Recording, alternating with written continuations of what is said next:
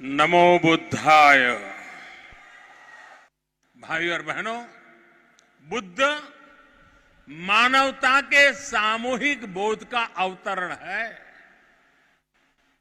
बुद्ध बोध भी है और बुद्ध शोध भी है। बुद्ध विचार भी है और बुद्ध संस्कार भी है। बुद्ध इसलिए विशेष हैं कि उन्होंने केवल उपदेश नहीं दिए, बल्कि उन्होंने मानवता को ज्ञान की अनुभूति करवाई।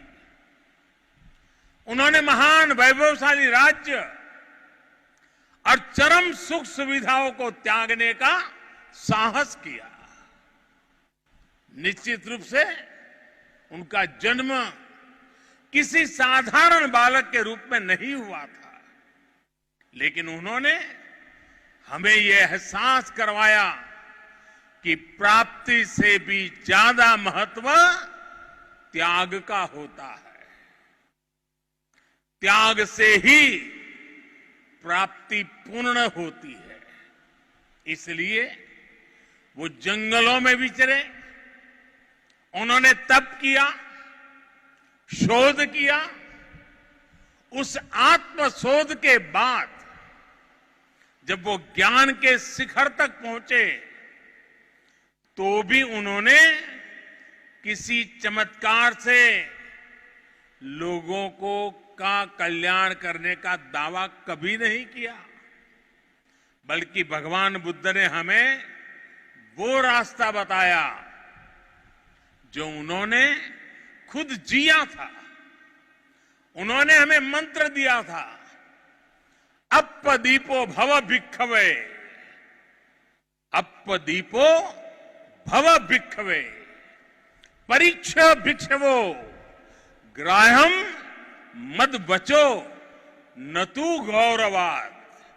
अर्थात अपना दीपक स्वयं बनो, मेरे वचनों को भी मेरे प्रति आदर के कारण ग्रहण मत करो, बल्कि उनका परीक्षण करके उन्हें आत्मसात करो। साथियों, भगवान बुद्ध से जुड़ा एक और विषय है जिसका मैं आज जरूर जिक्र करना चाहता हूं। वैशाख पूर्णिमा का दिन लुम्बिनी में सिद्धार्थ के रूप में बुद्ध का जन्म हुआ। इसी दिन बौद्ध गया में वो बोध प्राप्त करके भगवान बुद्ध बने और इसी दिन कुशीनगर में उनका महापरिनिर्वाण हुआ। एक ही तिथि, एक ही वैशाख पूर्णिमा पर भगवान बुद्ध की जीवन यात्रा के ये पड़ाव केवल संयोग मात्र नहीं था। इसमें बुद्धत्व का वो दार्शनिक संदेश भी है जिसमें जीवन, ज्ञान और निर्वाण तीनों एक साथ है, तीनों एक साथ जुड़े हैं। यही मानवीय जीवन की पूर्णता है और संभवतः इसीलिए भगवान बुद्ध ने पूर्णिमा की इस पवित्र तिथि को चुना होगा। जब हम मानवीय जीवन को इस पूर्णता में देखने लगते हैं तो विभाजन और भेदभाव के लिए कोई जगह नहीं बचती। तब हम खुद ही वसुधैव कुटुंबकम की उस भावना को जीने लगते हैं जो सर्वे भवन्तु सुखिनः से लेकर भवतु सब्ब मंगलम, भवतु सब्ब मंगलम के बुद्ध उपदेश तक झलकती है। इसलिए भौगोलिक सीमाओं से ऊपर उठकर बुद्ध हर किसी के हैं, हर किसी के लिए है। साथियों, भगवान बुद्ध के साथ मेरा एक और संबंध भी है।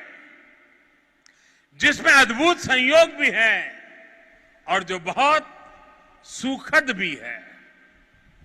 जिस स्थान पर मेरा जन्म हुआ, गुजरात का वडनगर, वहां सदियों पहले बौद्ध शिक्षा का बहुत बड़ा केंद्र था। आज भी वहां प्राचीन अवशेष निकल रहे हैं जिनके संरक्षण का काम जारी है। भारत की विशेषता रही है और इसलिए काशी के समीप सारनाथ में मेरी आत्मीयता आप भी जानते हैं। भारत में सारनाथ, बोध गया और कुशीनगर से लेकर नेपाल में लुम्बिनी तक ये पवित्र स्थान हमारी सांझी विरासत और सांझे मूल्यों का प्रतीक है। हमें इस विरासत को साथ मिलकर विकसित करना है और आगे समृद्ध भी करना है। अभी हम दोनों देशों के प्रधानमंत्रियों ने यहां India international centre for Buddhist culture and heritage का शिलान्यास भी किया है।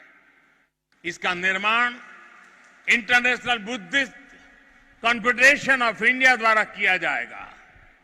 साथियों, भगवान बुद्ध का कथन है, सुप्प बुद्धम प्रभज्जन्ति सदा गौतम सावका एसम दिवाचरत्तो च भावनाए रतो मनो। अर्थात जो हमेशा मैत्री भावना में, सद्भावना में लगे रहते हैं, गौतम के वे अनुयायी हमेशा जागृत रहते हैं। यानी वही बुद्ध के वास्तविक अनुयायी हैं। इसी भाव को लेकर आज हमें पूरी मानवता के लिए काम करना है। इसी भाव को लेकर हमें संसार में मैत्री भाव को मजबूत करना है। सभी को एक बार फिर से वैशाख पूर्णिमा की अनेक अनेक शुभकामनाएं। नमो बुद्धाय, नमो बुद्धाय, नमो बुद्धाय।